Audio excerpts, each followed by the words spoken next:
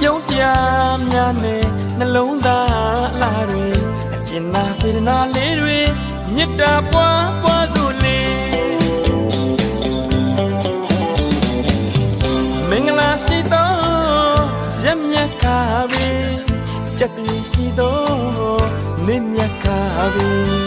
နန္ဒတတဝါတွေကြမ်းမာတမ်းပါစေခုနှစ်ရက်သားသမီးများတွေဘေးရန်ခပ်သိမ်းတင်းငြိမ်ကြပါစေစိတ်ပဝင်နှလုံးရှင်ပြုံးအေးချမ်းကြပါစေ